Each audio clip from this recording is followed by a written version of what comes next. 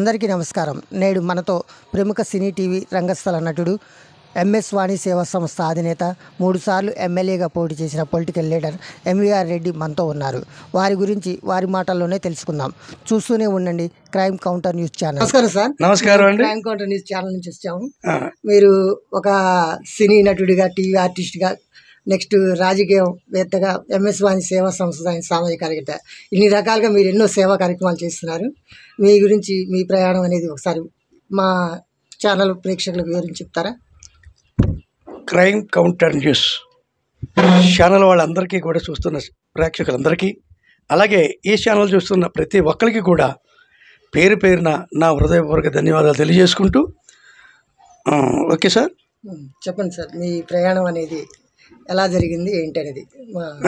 మాది వెస్ట్ గోదావరి కోనాలు అనే గ్రామం అండి మాది. మా father RMP doctor. Okay sir. మేము ముగ్గురు అందముల్లో నేను మధ్యవాడిని. నేను ప్రైవేట్ జాబ్ చేసుకుంటానండి. ప్రైవేట్ జాబ్ చేసుకుంటా మిర్యాలగూడకి వచ్చి 33 ఏళ్ళు అయిందండి ప్రైవేట్ జాబ్ నిమిత్తం వచ్చి. Okay sir. నాకు చిన్నప్పటి నుంచి నటుడిని కావాలి అన్న కోరిక చాలా బలంగా ఉండేదండి. నాకు బలంగా ఉంటే అప్పుడు మద్రాసు, అప్పుడు చిన్న వయసులోనే నేను మద్రాసు వెళ్ళటం. అప్పుడు వయసు చిన్నది.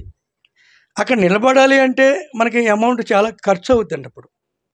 అప్పుడు సినీ ఫీల్డ్ ఎంత విస్తృతంగా లేదు. నటన ఒక సినిమాలు తీయటం తప్ప అయినా లిమిట్గా ఉండి, నటులు అనేక మంది ఉండేవారు.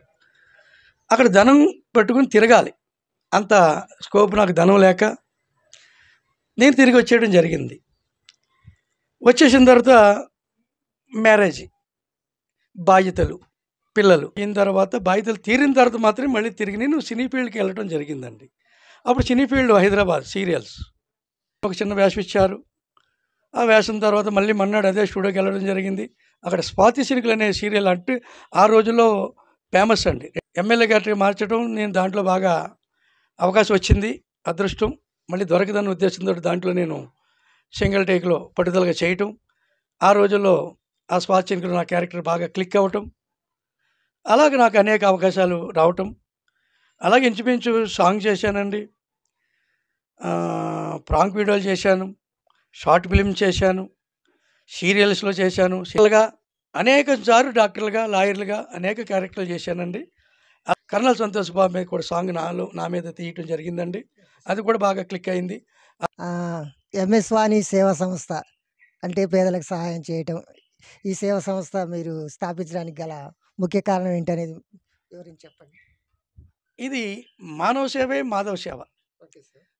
అన్న నానుడి నాకు ఎందుకు వచ్చిందంటే, నేను చిన్నప్పుడు ఒక 2 రోజులు కూడా అన్నం లేని రోజులు నేను గడిపిన రోజులు ఉన్నాయండి.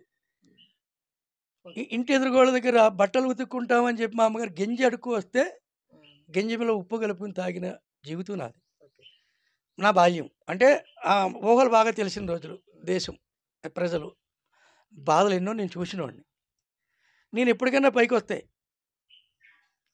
ఇలాంటి ఆకలి ఉన్న వాళ్ళందరూ ఆకలి తీర్చాలి, ఎంతమందికైనా తీర్చాలి, అంత ఎత్తుకు నేను ఎదగాలి అని పట్టుదలగా నేను కష్టపడి పని చేసుకుంటూ డెవలప్ అయ్యి వచ్చిన డబ్బులతోటి అనేక సేవా కార్యక్రమాలు ఇక్కడికి ఎంఎస్ వాణి నా భార్య పేరు మీద సేవా సంస్థ పెట్టి అనేక కార్యక్రమాలు చేశాను. నేను ఒక్కడనే చేయడం కాదు, ఇంకా ఇది ప్రేరణ కావాలి. ప్రేరణ అయినప్పుడు ఇంకొక 10 మంది ఈ ఉద్దేశంలోకి రాగలుగుతారు. వచ్చినప్పుడు ఇంకొక 100 మందికి సేవ చేయడానికి ఇది ఉధృతం అవుతుంది, ఇంకా ఎక్కువ మందికి చేరుతున్న ఉద్దేశంతో మనం ఈ మధ్య ఈ యూట్యూబ్ ఛానల్ అవి కూడా ప్రోత్సహించి ప్రజల్లోకి మేము చేసిన మంచి కార్యక్రమాలని విస్తృతంగా ప్రసారం చేయటం జరుగుతుందండి. అదండి. Okay sir. రాజకీయంలోకి 3 సార్లు ఎమ్మెల్యేగా పోటీ చేశారు. ఈ రాజకీయంలోకి రావడానికి గల కారణం ఏంటి? మీరేమైనా అధికారం కోసం చేయడమా, లేకపోతే సంపాదన కోసమా, దేనికోసం మీరు ఎమ్మెల్యేగా పోటీ చేశారు 3 సార్లు? చాలా మంచి ప్రశ్న వేశారండి మీరా గారు. చాలా అద్భుతమైన ప్రశ్న ఇది. ఎందుకంటే రాజకీయం అంటేనే సంపాదన అనే ఉద్దేశం ఎవరికైనా ఉంటుంది కదా. నా ఉద్దేశం అది కాదండి. నేను ఎన్టీ రామారావుని ఆదర్శంగా తీసుకుని ఉన్న వ్యక్తినండి. బడుగు బలహీన వర్గాలకి సేవలు అందించాలంటే నేను సంపాదించింది తక్కువ, సేవ చేయవలసింది చాలా ఎక్కువ. ఒక సముద్రంలో నీటి పట్టులాగా ఉంటుంది నా సంపాదనతో సేవ చేయాలని 10 మందికి 20 మంది చేస్తాం, అన్నం పెట్టాలని. నా ఉద్దేశం అది కాదు కదా, ఎన్టీ రామారావు ఉద్దేశం కూడా అదే. బడుగు బలహీన వర్గాలకి పైకి తీసుకురావాలనే ఉద్దేశంతో నేను ముఖ్యమంత్రి పదవి కావాలని కాదండి, ముఖ్యమంత్రిగా ఉంటే ఆయన ఇలాంటివి చేయగలిగే శక్తి వస్తుంది బాగా ఎక్కువ అని. అలాగే నేను కూడా ఆయన ఆదర్శంగా తీసుకున్నాను కాబట్టి అండి, ఎమ్మెల్యేగా నేను 3 సార్లు పోటీ చేయడానికి పట్టుదల పట్టుబదలని విక్రమార్కుల్లాగా నేను 3 సార్లు ఇప్పటికి చేయడం జరిగిందండి. 3 సార్లు పోటీ చేయడం జరిగింది. ఏదో రోజుని వీళ్ళు నాకు అవకాశం ఇస్తారనే నమ్మకంతో నేను ముందుకెళ్తున్నా. ఎందుకంటే ఇది మీరు అడిగిన ప్రశ్న ప్రకారంగా అధికారం చెలాయించాలని కానీ, దాని ద్వారా ఏదో డబ్బుని సంపాదించుకోవాలని కానీ కాదండి. నేను ఎక్కువ మంది పేద ప్రజలకి నేను సాయపడాలంటే నాకు ఒక ఎమ్మెల్యే పదవి ఉన్నప్పుడు నేను చేయగలను. అది చాలా విస్తృతంగా చేయగలం. ఎందుకంటే మనసు ఉంది కాబట్టి. నేను ముఖ్యమంత్రిని కూడా ఒప్పించి అనేక రకాల నిధులను తీసుకొచ్చి బడుగు బలహీన వర్గాలకి ఎక్కడ కష్టం వస్తే అక్కడ వాళ్ళకి నేను చేయూతనివ్వడానికి చాలా విస్తృతంగా నేను చేయడానికి అవకాశం ఉంటుందని ఎమ్మెల్యేగా నేను పోటీ చేశాను తప్ప, మీరు అడిగిన ప్రశ్నకి జవాబు ఇదే.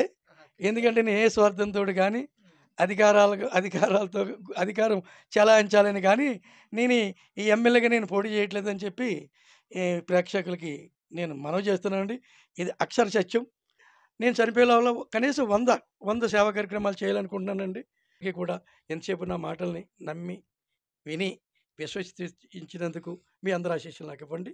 ఆ వీడియో కనుక నచ్చినట్టయితే మా క్రైమ్ కౌంటర్ న్యూస్ ఛానల్ని లైక్ చేయండి, షేర్ చేయండి, కామెంట్ చేయండి. ధన్యవాదాలు.